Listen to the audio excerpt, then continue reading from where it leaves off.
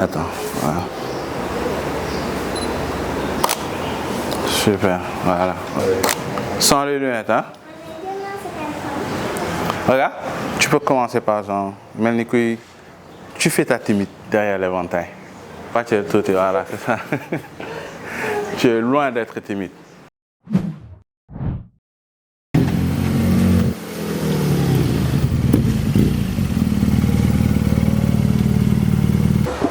Bienvenue MC.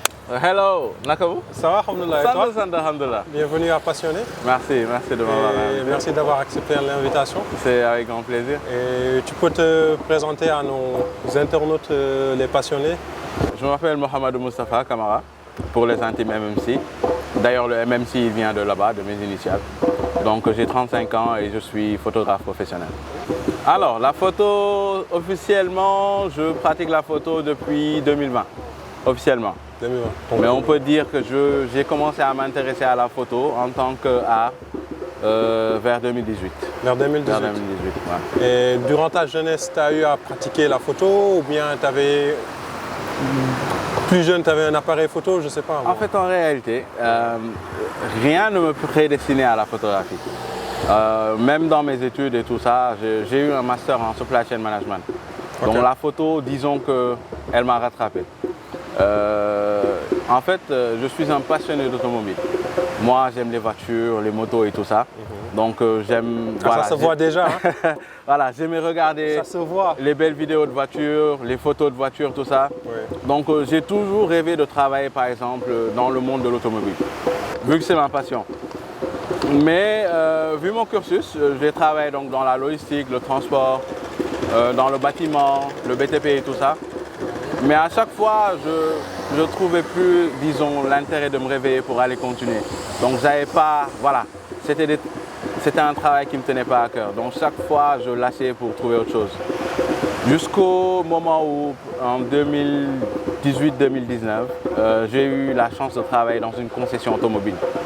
Donc je me suis dit, ça c'est le rêve, les voitures.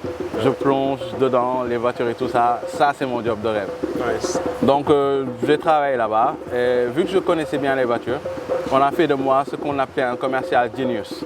Donc c'est moi qui présentais les véhicules, toutes les options aux clients et tout ça. Nice. Et vu que j'étais un peu curieux, je prenais des photos, des vidéos des véhicules, comme sur YouTube les gars, comme ils le font. Okay. Pour mieux vendre la voiture et tout, avec donner les spécificités de la voiture. Exactement, je prenais des photos, des vidéos, je faisais des petits montages que je postais sur les réseaux sociaux. Nice. Et je gérais en même temps la communauté digitale. Okay. Voilà, je me suis rendu compte que voilà, l'aspect de capturer toute cette beauté, ça devenait intéressant. Okay. Et je devenais de plus en plus curieux de comment on fait pour capturer certaines vidéos, certaines photos, le post-process et tout ça. Et de fil en aiguille, voilà, je me suis intéressé à ce métier. Nice. Et je me suis rendu compte en fait que j'aimais bien ça. Sure. Plus qu'en fait l'aspect de vendre les véhicules. Je me suis rendu compte en fait que c'était pas le fait de vendre des véhicules qui m'intéressait, mais plutôt de pouvoir capturer leur beauté et de pouvoir retransmettre ça et de partager ça avec tout le monde. Nice. Voilà. Et c'est réellement qu'en 2019, fin 2019, j'ai eu mon premier appareil photo. Okay. Parce que là, je commençais réellement à m'intéresser. C'était quoi comme appareil? C'était un Sony A6300. Okay. Ouais, c'était mon premier appareil photo et là, wow, nice. Ça a tout changé. C'était vraiment le kiff de pouvoir prendre des photos et tout ça. Je me baladais avec mon appareil partout. Même pendant les mariages des amis, je prenais mon appareil. Et... Tu le faisais gratuitement voilà, comme ça? Je le faisais juste pour le fun, pour pouvoir capturer et tout. Et pouvoir un peu développer mes skills. Et je trouvais ça fun, intéressant. Nice. Et je me suis rendu compte que voilà, j'aimais bien faire ça. Et du coup, à quelle période tu t'es dit que maintenant, j'arrête mon job de commercial et je me focalise carrément sur la photographie? Et je sais que souvent, c'est des périodes délicates pour des personnes qui suivent leur passion, surtout par rapport à l'image ou bien le regard des gens, le regard de la famille, le regard des parents. Effectivement, donc là-bas c'était un boulot stable et tout, et jusqu'en 2020, l'année de naissance de ma fille, et ça tombe avec le Covid. Vu qu'il y avait un petit creux et tout ça, je me suis dit pourquoi pas. Vu que je commençais à vraiment m'intéresser au métier de photographe, et avant même, genre, en fin 2019, je commençais à recevoir un peu de retour par rapport à ce que je faisais comme photographie. Les gens commençaient à s'intéresser un peu. Tu les postais sur les réseaux? Je postais de temps en temps, je montrais à mes proches. Ok. C'est eux qui m'incitaient à faire ça en fait. Ils me disaient waouh, ce que tu fais c'est bien, pourquoi tu ne prends pas de photos, pourquoi tu ne fais pas payer? Voilà, commencer à et puis je me suis dit pourquoi pas. Je me rappelle le premier contrat payé que j'ai eu avec mon appareil photo, c'était avec une marque de cosmétiques. C'était une amie qui gérait ça, Nubian Cosmetics. Okay. C'était en fin 2019. Donc elle a vu ce que je faisais, elle aimait bien. Donc on a pris quelques photos et je me rappelle comme lumière j'utilisais des lampes de chevet.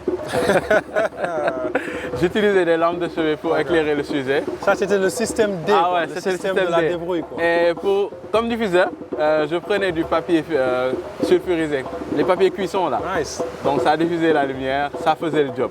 Ah bon. Je ne suis pas fier maintenant de ça. Tu es parvenu à gérer tes premiers contrats avec le petit peu de matériel que tu as. Un peu de matériel, mais bon, je faisais plus de photographie en extérieur et tout ça. En fait, moi je pense que c'est déjà bien que les gens puissent voir ça parce que ça montre que tu peux commencer petit. Non, il faut... Tu n'as pas besoin de démarrer avec voilà, le matériel d'un photographe professionnel qui a 10 ans d'expérience. You can start from the bottom. Tu commences petit et tu commences à progresser. Et je suppose que c'est ce que tu as fait. D'ailleurs, c'est même pas conseillé, on va dire, de commencer avec tout le matériel. Les outils parce que du côté créatif et intellectuel, ça va te rendre paresseux. Par exemple, on dit que de la contrainte naît la créativité. Juste avec mon appareil, je voulais avoir un certain résultat. Et avec les cours en ligne que je suivais, les vidéos de tutos que je regardais, je connaissais certaines techniques. Donc pour avoir cet effet, il faut utiliser telle ou telle technique. Je comprenais comment la lumière fait sur tel ou tel sujet, sur tel ou tel objet. Donc je me suis dit voilà, il suffit juste de comprendre comment ça fonctionne et puis tu te débrouilles un peu. Donc ce qui est important ici, c'est que toi tu t'es formé tout seul. Oui. Et tu n'es pas allé dans une école de formation. Non. Tu n'as pas pris des cours en ligne. Non. C'est pas vraiment des vidéos YouTube ou bien des tutoriels, comme on le dit. C'est de là que tu as commencé à t'exercer, à pratiquer. Ouais, j'ai regardé. Et je pense que ça, c'est une très bonne chose. Pour tous ceux qui veulent vraiment s'initier et rentrer dans la photographie, c'est bon à savoir. Ouais, je dirais que j'ai regardé des dizaines et des dizaines, je dirais pas des centaines, mais des dizaines et dizaines d'heures de vidéos, tutos, comment comprendre la lumière, les techniques de base de la photographie, comment prendre son appareil et tout ça. Nice. Et le Covid a beaucoup aidé parce qu'avec le Covid et le lockdown, on avait énormément de temps. On restait chez soi, donc ça me faisait beaucoup de temps à la maison pour regarder tout ça, me former et voilà, comprendre certaines techniques et commencer un peu à être amateur, photographie, pas forcément professionnel, mais entrer dans ce petit métier. Super. Ouais. Mais dis-moi encore, tu ne m'as pas encore dit comment tes parents, je ne sais pas, comment ils ont vécu le premier jour où tu es venu leur dire que bon, j'arrête mon boulot et je me lance dans la photographie. Comment ils ont Ah oui, ma mère, elle m'a pris pour un fou. Parce que je me rappelle, quand j'ai décidé de quitter la concession automobile pour être focus sur la photographie, c'était en 2020, vers mars 2020. C'était en plein Covid. Ouais, c'était le pré-Covid. Ma fille avait 3 mois, elle venait de naître. Wow. Je viens, j'annonce à ma mère, je lâche tout. Il me dit, mais tu es malade. Et ta famille? Mais tu vas vivre de quoi? Il pensait que j'étais fou, mais je sentais que c'était ça que je voulais faire en fait. Ouais. Donc j'ai tout lâché. Mais ils t'ont poussé quand même, ils t'ont encouragé? Au début, mon père m'encourageait, ma femme aussi. Okay. Ma mère, c'était non. Elle était beaucoup plus... voilà. Non, ma mère, elle était catégorique. Jusqu'à présent, elle est un peu réticente. Pour elle, la photographie n'était pas un vrai boulot. Elle le voit tout le temps comme le gars qui venait durant les Ngente ou bien les baptêmes. Exactement. Avec le petit appareil. Ils ont cette image. Et même, ce n'est pas pour dénigrer ces personnes-là, c'est un métier, tu vois. C'est un métier, mais peut-être elle aspirait à que tu deviennes peut-être une autre personne avec une cravate derrière mon bureau, tout ça. Mais là, te voyant, on voit que peut-être qu'elle ne connaît pas beaucoup bien. Non, mais au début, sérieusement, c'était elle pouvait pas comprendre en fait. Ouais, bien sûr, Elle ça pouvait va. pas comprendre qu'on puisse, en tant que père de famille, quitter son job du jour au lendemain pour suivre sa passion en fait. Du coup, c'est important d'avoir un soutien en fait. Quand même. Exactement, ouais. Soutien moral, bien que Et même qu'on soit mentalement, sûr, mentalement ouais, c'est important. Ça te galvanise. Quoi. Ouais. Heureusement que ma femme comprenait. Nice. Heureusement que elle comprenait depuis. Elle a cru en moi avant même que j'ai commencé à C'est croire un en moi. soutien très important. Et d'ailleurs, mon premier appareil, c'est elle qui l'avait acheté. Waouh. Donc Waouh. pour te dire qu'en 2018, elle savait déjà que je pouvais faire quelque chose dedans. Madame Camara, chapeau. Elle savait déjà que voilà, il y avait un potentiel. Elle a cru en moi, voilà. C'était la première. Yeah. Mon père aussi, il savait que voilà. Il savait que quand quelqu'un aime quelque chose, il peut se donner à fond. Lui, il avait compris ce principe de suivre sa passion. Quand Yeah. quelqu'un vraiment aime quelque chose, il y met du cœur. Voilà, il se donne tous les moyens de réussir, Yeah. peu importe Nice. les obstacles. Super. Donc lui, il a cru, il a su être de bons conseils. Et voilà, je me suis lancé dedans. Et j'ai lâché le boulot. Ouais. Je suis allé à la Pix, j'ai créé mon entreprise comme ça. Nice. Et d'ailleurs, je l'ai appelé entreprise. Entre chaque prise, nous révélons le meilleur de vous. Entreprise. Entreprise. Ouais, entre Nice. chaque prise, nous révélons le meilleur de vous. Nice. Voilà, c'est. Voilà. Nice. Nice. Non, non, c'est entreprise. Non, non, c'est top. Voilà. C'est bien réfléchi là. C'est bien réfléchi. c'est- Et du coup, voilà. Donc, tu fais ton. Tu annonces à tes parents. Ouais. Tu commences. Tu as ton premier contrat comme pour une société qui vend des produits cosmétiques. Mais quel était, je veux dire, l'accueil que tu as reçu de la part du monde des photographes au Sénégal? C'était comment? J'étais pas vraiment. À cette époque, personne ne me connaissait. Ouais. Personne ne me connaissait. Bon, jusqu'à présent, j'essaie de me faire connaître, hein, mais personne ne me connaissait. J'ai la chance d'avoir une amie, Sofatou. Ok. Elle était dans le milieu de la mode et tout ça. Ouais. C'est une amie d'enfance. Nice. Elle aussi a cru en moi. Super. Elle vu que je me suis intéressé à la photographie et tout ça, parce que je me baladais avec mon appareil dans les mariages, les petites rencontres et tout ça. Elle me dit, hey, je ne savais pas que tu étais dans la photo. Elle regarde ce que je fais, elle est intéressée, elle me dit, ouais, je lui prends en photo quelques-uns de ses modèles. Elle a apprécié et puis, vu qu'elle est très très très suivie sur Instagram Oui, et bien tout, sûr. voilà. Elle t'a un peu donné un lancé, coup de elle m'a pouce donné aussi, beaucoup de quoi. force. Très bien. Elle m'a lancé, donc je commence à me faire connaître et tout. Elle m'a présenté à une de ses amies, Hélène de Sister Africa, Ok. Hélène Daba. Elle aussi, c'est en 2021 que j'ai commencé à travailler avec elle. Et depuis maintenant, on Tu travaille as commencé ensemble. à te faire un nom. Quoi. Voilà, j'ai commencé à me faire un nom. Ouais, il faut une pause. Ouais. Oui, d'accord. Ouais. Mais ça va, tu vois, bon. c'est nice. Yeah. J'ai commencé à me faire un nom, j'ai commencé à m'intéresser à la communauté des photographes. Et dans cette communauté, on va dire qu'il y a eu beaucoup d'inspiration dans cette communauté. Ok. Parce que une aussi des raisons pourquoi je suis vraiment intéressé dans la photo, c'est l'iPro. Hein. Parce que D'ailleurs, c'était l'une de mes questions. Je Ah voudrais ouais. que tu lis dans mes pensées. Tes sources d'inspiration, je ne sais pas si à l'international, je ne les connais pas. Ouais. Au Sénégal, il y a pas mal de noms que j'entends, mais si tu peux m'en citer quelques-uns. ouais, au Sénégal, je suivais beaucoup l'iPro. L'iPro, Quand je voyais ce qu'il faisait avec la lumière, les couleurs et tout ça, Nice. je me suis dit, je ne savais pas qu'on pouvait faire ce genre de choses avec un appareil photo. Pareil, ouais. Parce que moi aussi, comme tout le monde, la photo c'était juste photographie rapidement et comme ça. Je ne savais pas qu'au Sénégal il y avait ce niveau de photographie. C'était Ce un niveau- art en fait.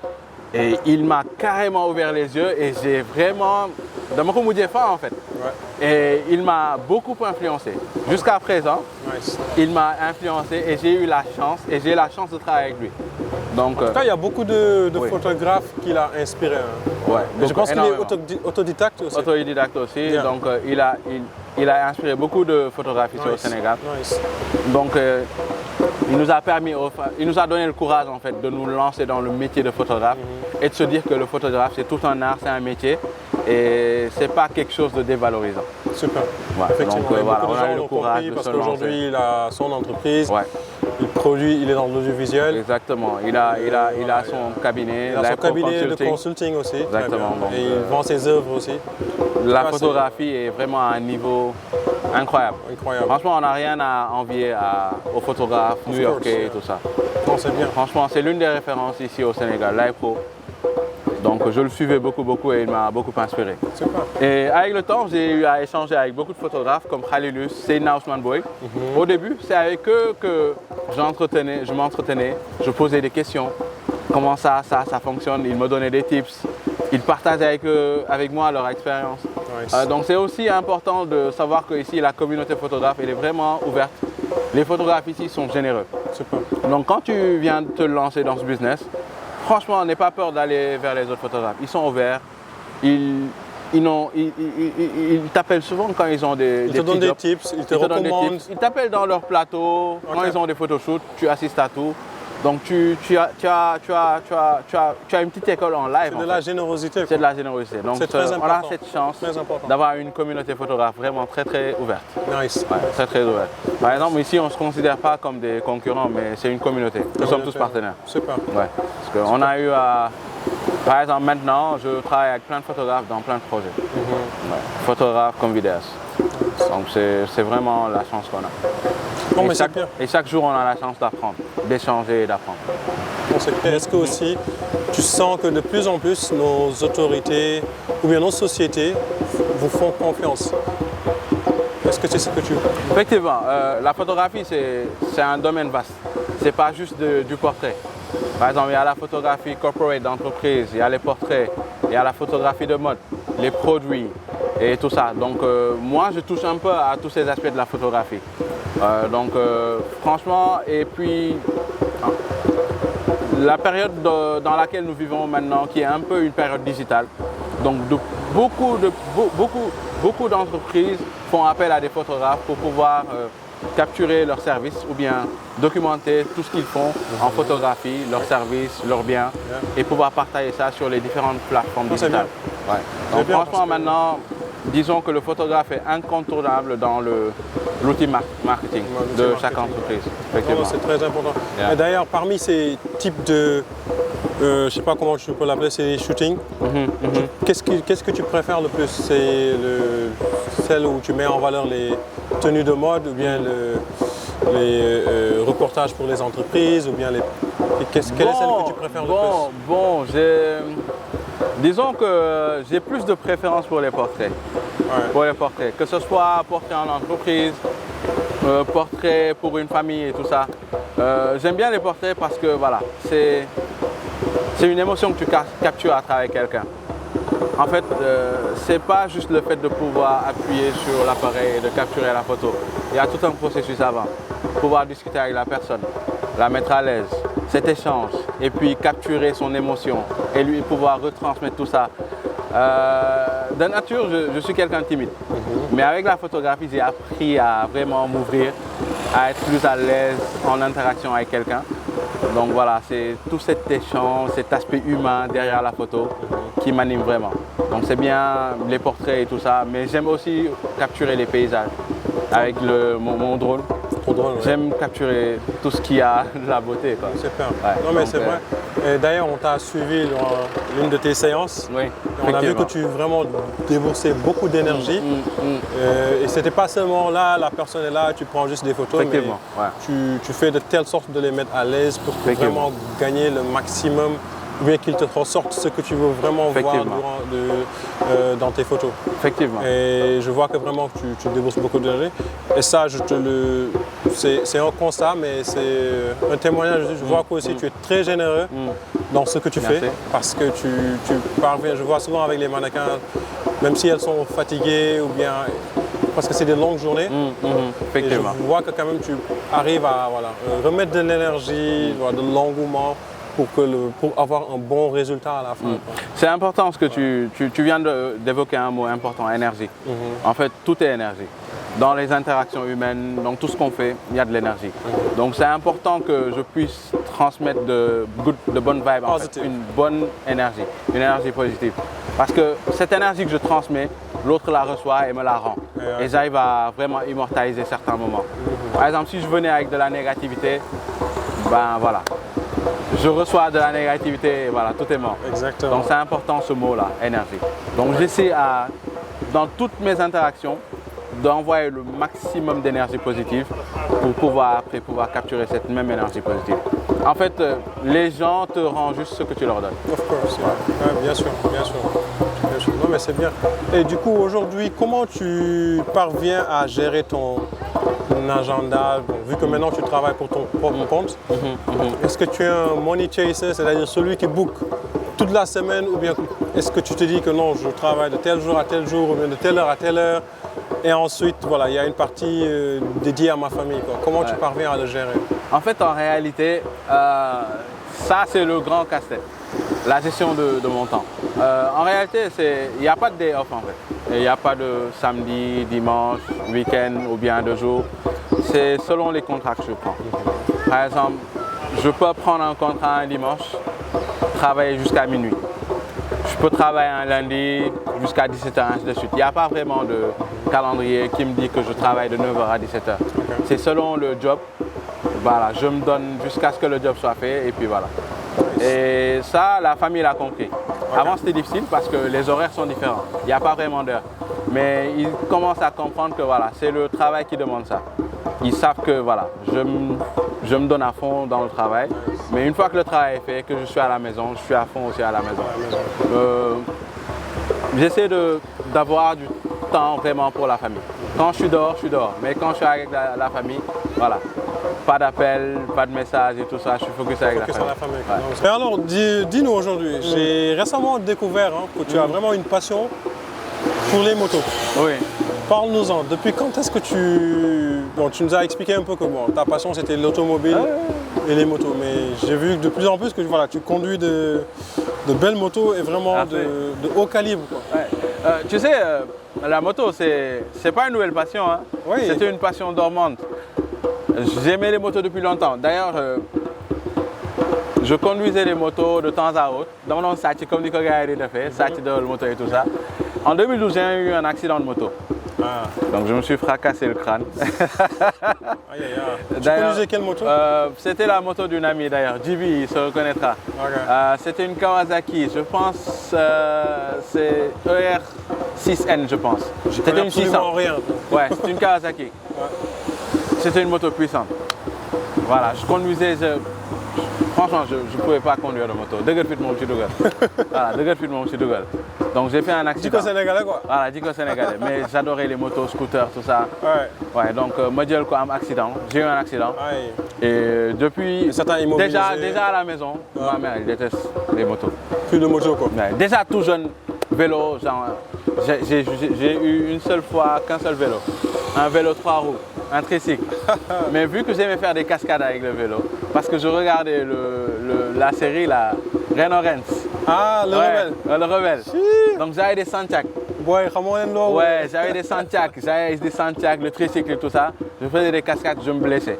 Donc ma mère a dit non, lui il est trop terrible. C'est fini les vélos de roues, donc moto. Il a gardé quoi. N'en pensons même pas. Donc j'ai appris à conduire les vélos de cycle là, dans la rue. Moto aussi, j'ai appris dans la rue, scooter, tout ça dans la rue. Okay. J'allais louer des motos ou bien des scooters. J'apprenais à conduire ça, je me cachais. Jusqu'à mon accident, on a découvert que je conduisais des motos. Ouais. Donc voilà, c'était. Voilà. On m'a dit, voilà, faut pas. Ma mère n'aimait pas. Donc je me suis dit, ok. Voilà, je vais laisser cette passion, quoi. C'est dangereux et tout, parce que les motos, c'est dangereux. C'est pour ça d'ailleurs, il faut se protéger, porter un casque. Parce qu'à l'époque, je ne prenais pas risque de tous ces dangers. Ouais, mais comme on dit, la passion finit toujours par se réveiller. C'est quelque chose qui est lié au cœur. On peut la refouler, finit toujours par revenir. Donc je regardais tout le temps les MotoGP, les courses de moto, des émissions moto, les vidéos. Et puis il y a une grosse communauté de bikers aussi à Dakar. D'ailleurs, oui. Ouais, donc j'ai plein d'amis photographes aussi qui sont dans cette communauté. Oui. Donc cette passion s'est réveillée grâce à eux aussi. Oui. Donc je suivais leur périple. Je salue aussi AMOG à travers ses vlogs. J'ai vu AMOG, j'ai vu Jackus aussi. Exactement. Ouais, donc à travers leur vlog, franchement, ils ont fait renaître cette passion. Ils ont réveillé cette passion. Effectivement. Et voilà, je me suis renseigné. Et cette fois-ci, comme pour la photo, Cette fois-ci, comme pour la photo, j'ai fait étape par étape, les basics, j'ai passé mon permis, j'ai appris à conduire la moto, j'ai mes équipements bien protégés. Super. Voilà. Tu t'es investi quoi. Je me suis investi, voilà. Nice. Voilà. On peut s'amuser, mais à la fin de la journée, il faut toujours penser à rentrer chez toi, safe. Mais avant tout, quand même, c'est un moyen de transport. C'est un moyen de transport, Ça te facilite ouais, c'est rapide. tes mouvements Ouais. ici, parce que Dakar, on sait que c'est Dakar, compliqué. on connaît Dakar. Mais n'empêche, tu as raison, on voit quand même il y a de plus en plus de, Ouais, il y a de une grosse communauté. Il y a une grosse communauté. Et Une grosse communauté de bikers responsables. de bikers, ouais. Franchement, bien équipés, conduite responsable. On peut s'amuser sans vraiment se mettre en danger. Shout out les bikers. Alors, MC, Yeah. est-ce que nous voir cette expérience, donne-nous vraiment une expérience, une anecdote qui t'a vraiment marqué ou bien bon, qui t'a fait rire, qui t'a fait flipper durant ton parcours comme photographe professionnel. Quand tu parles de flipper, d'ailleurs, je salue Awa, une grande amie, Awa de Takusan. Okay. Je me rappelle, on avait fait un shoot. C'était à Cité Kogogi. On shootait une de ses collections. Je pense que c'était pour Korité et pour Tabaski. Okay. Donc on a fait le shoot tranquille, les photos étaient exceptionnelles à apprécier et tout. Je rentre à la maison. Je ne sais pas par quel moyen les fichiers étaient corrompus sur la carte. J'ai tout perdu. Ça, c'est le cauchemar, le pire cauchemar des photographes, Seigneur. je pense. J'ai commencé à transpirer. Ouais. Je me suis dit, non, attends. C'est pas possible. Non, c'est pas possible. C'était votre première séance ou... Non, ça devait être 2 ou 3e séance. Hein. Ok. 2 ou 3e séance. Je me suis dit, non, c'est pas possible. Les fichiers, j'ai tout perdu. J'ai tout perdu. Et je shootais qu'avec une seule carte mémoire. D'ailleurs, c'est un conseil. Toujours shooter avec 2 cartes mémoire. Il faut toujours avoir un backup, franchement. Backup, ouais. D'ailleurs, maintenant, les appareils, ils shootent avec 2 cartes mémoire. D'ailleurs, j'espère que Maintenant, mon caméraman a bien pris les sons. Ah, il a intérêt. Non, sérieusement, je shootais avec une seule carte En mémoire. tout cas, ça, je pense que c'est compliqué C'est une très belle pour expérience. toutes les personnes qui sont dans l'audiovisuel. Heureusement que c'était pas un mariage. Ok, Par heureusement. exemple, Ouais. le shoot, Heureusement. j'ai tout perdu. Et vous avez fait comment après? Donc quand je lui ai annoncé ça, heureusement que c'est quelqu'un d'humain. Elle a compris. Ce sont des choses qui arrivent. Ouais. Elle a compris et tout, donc je lui ai proposé qu'on refasse le shoot. Ouais. Donc, mais je me suis chargé des frais. On a refait le shoot, on a appelé le mannequin et tout. Wow. J'ai tout refait. Voilà. En fait, en réalité, à la fin de la journée, tu gagnes de l'argent, ok. Mais après, si le client n'est pas satisfait, ça ne sert à rien. Très important. Donc, j'ai tout payé encore. C'est du customer service. Ouais. On peut penser que j'ai perdu de l'argent, mais j'ai gagné un client vraiment. J'ai même gagné une amie. Maintenant, tous ces shoots, c'est moi qui les fais. Ah, nice. Ouais, donc, c'est, voilà. On a tout refait. Et d'ailleurs, on s'est rendu compte que la deuxième séance, les photos étaient meilleures que la première. Exactement. Ouais, donc tout est bien qui finit bien. Super. Mais les gars, shootez toujours avec un backup. Shootez toujours avec un backup. Un autre conseil. Un autre conseil, c'est Suivez-le important. bien, suivez-le bien, C'est c'est important. important. Et une fois que vous arrivez à la maison, dérochez. Il faut toujours avoir 2 ou 3 backups. Laissez une copie sur l'ordinateur, laissez une copie sur le disque dur et laissez une copie sur la carte mémoire. On ne sait jamais. On sait C'est jamais. des appareils. Ouais. À tout moment, ils peuvent devenir fous. Ils peuvent se trahir, hein. Ouais. À chaque moment, ils peuvent devenir fous. They Ouais. can become your worst Ouais. enemies. Exactement. Yeah. Donc, il faut toujours avoir des backups. From allies to enemies. Yeah, c'est ça. C'est bien, c'est bien. En tout cas, merci beaucoup. C'était un plaisir. Et ça fait un plaisir de te voir parmi nous. Le plaisir à partager. Ton mot de la fin? Donc, un mot de la fin, les passionnés. Genre, toujours suivre sa passion. Alors, vous savez, la passion, elle est liée au cœur. Et vraiment, le cœur, c'est un organe puissant. Donc, il faut toujours suivre sa passion. On peut, comme je l'ai fait avec la moto ou bien avec d'autres choses, taire sa passion. Essayer de l'ignorer et tout ça, mais il finit toujours par revenir. Donc, vraiment, si vous avez une passion, investissez-vous dans cette passion. Essayez de vous former. Si c'est un métier, voir comment ça fonctionne, comprendre cette chose, ce domaine. Essayez d'être le meilleur dans ce domaine. Vraiment essayer de fréquenter les meilleurs dans ce domaine. Super. Mais toujours sur cette passion. Parce que le cœur ne ment jamais et voilà. La passion, elle est liée au cœur. Nice. Donc si vous avez une passion, genre, s'il y a des gens qui essaient de vous décourager, ne les écoutez pas. Écoutez votre cœur et foncez. Et moi, je ne le regrette pas. J'ai suivi cette passion. Il y a d'autres passions qui peuvent se révéler avec le temps. Mais voilà, il faut toujours écouter son cœur. Il ne ment jamais. Il ne ment jamais. Et c'est sur ce beau message que l'émission tire à sa fin. Merci encore une fois à MC d'avoir accepté notre invitation. Il a pris de son temps aujourd'hui pour vraiment nous accompagner, nous pousser aussi. Et comme sa communauté a eu à le faire, il essaie aussi lui aussi de donner cette même énergie. En tout cas, grand, merci beaucoup. Mais c'était un plaisir.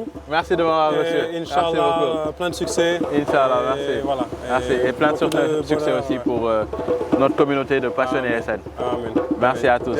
Allez, merci. Ok, ciao.